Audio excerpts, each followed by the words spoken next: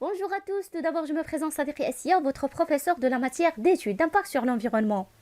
En fait, je suis docteur en génie industriel et énergétique, dont la thèse de doctorat est en codirection préparée au sein de deux établissements, DECAMO PMI en France et la faculté de sciences et techniques de Fès, ainsi que je suis titulaire d'un diplôme d'ingénieur d'État en mécatronique. Donc aujourd'hui, je vais absolument aborder le module d'études d'impact sur l'environnement, qui fait l'objet en partie du grand thème du développement durable. Dans cette optique, l'objectif du secours consiste à répondre aux éventuelles questions qui se posent. Qu'est-ce qu'une étude d'impact sur l'environnement et quels sont les domaines qui sont étudiés? Quels sont les projets susceptibles d'être soumis à une étude d'impact sur l'environnement? Et quels sont les acteurs de l'étude d'impact sur l'environnement? Quelles sont les principales étapes de la procédure d'étude d'impact sur l'environnement? Quels sont les résultats concrets d'une étude d'impact sur l'environnement? Et finalement, qui peut fournir un soutien aux requérants? Et pour une meilleure compréhension du concept d'impact, nous allons d'abord évoquer la notion d'effet et enjeu.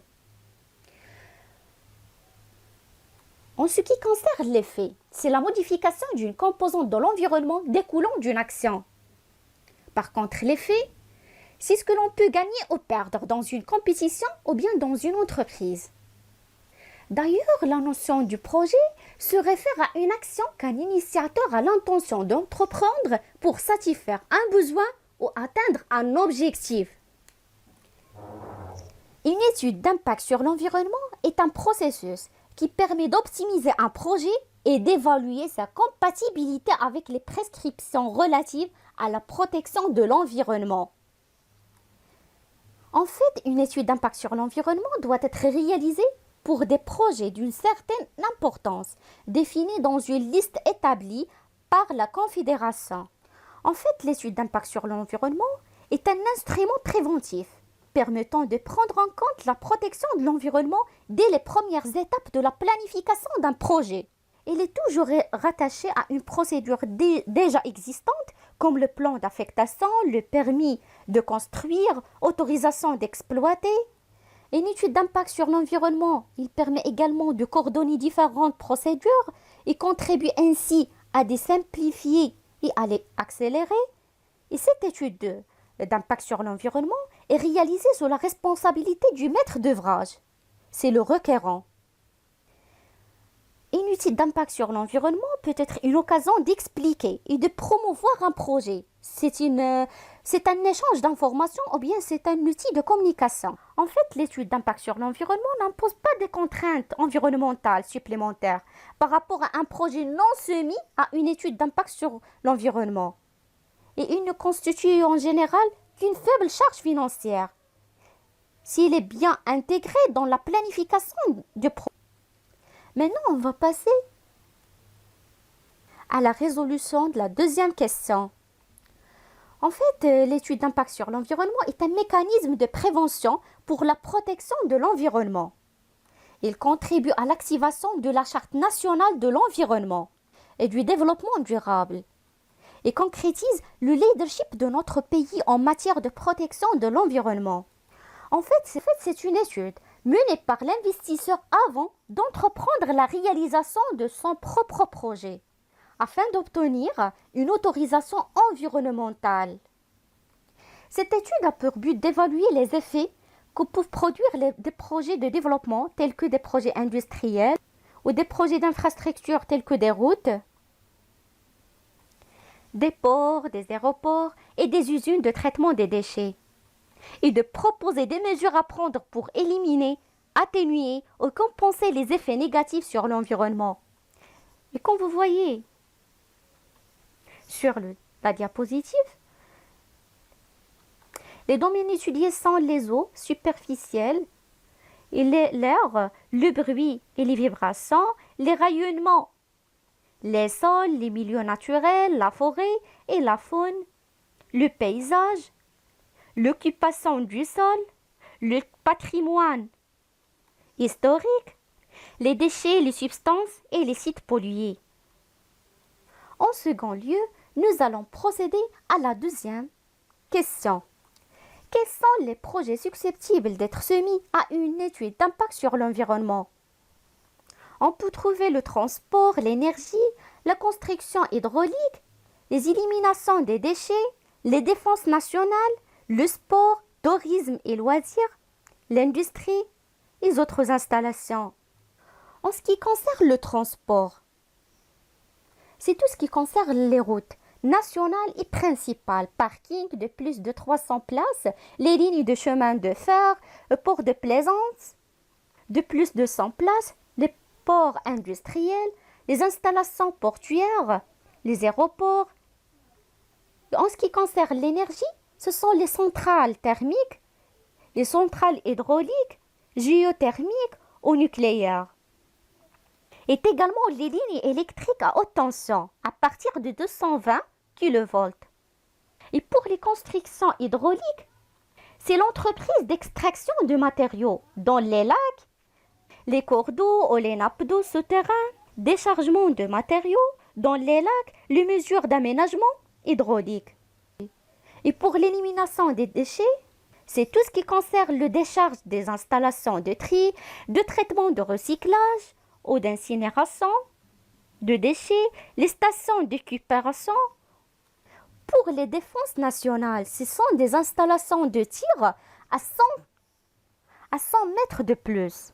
Pour le sport, tourisme et loisirs, et également pour le secteur industriel, l'industrie, les installations de synthèse, de stockage, de transport, de produits chimiques, et également des usines de fabrication des panneaux, et également des usines émettant de fort débit de gaz. Et finalement, tout ce qui concerne les installations ou bien l'amélioration foncière générale. Et maintenant, quels sont les acteurs de l'étude d'impact sur l'environnement? On peut trouver le requérant. Il s'agit du maître d'ouvrage. C'est en premier lieu à lui de se préoccuper de la nécessité de réaliser une étude d'impact sur l'environnement. Il est responsable de l'établissement du rapport d'impact dans la pratique. Il délèbre la plupart du temps la réalisation de l'étude d'impact sur l'environnement à un mandataire spécialisé. Et pour l'autorité compétente, il s'agit de l'autorité qui, dans le cadre de la procédure décisive d'autorisation, d'approbation, de concession et compétence, pour décider de la réalisation du projet.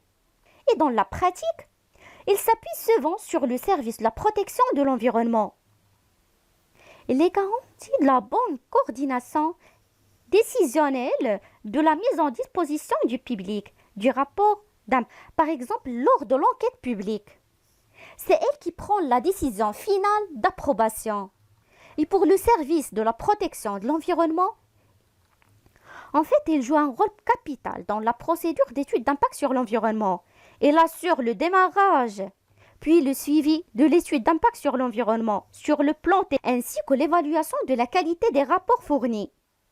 De plus, il conseille l'autorité compétente sur la procédure à suivre et les mesures à prendre. Il assure également une coordination avec les autres services légalement responsables de l'une ou l'autre. C'est le plus souvent le premier service avec lequel le requérant prend contact.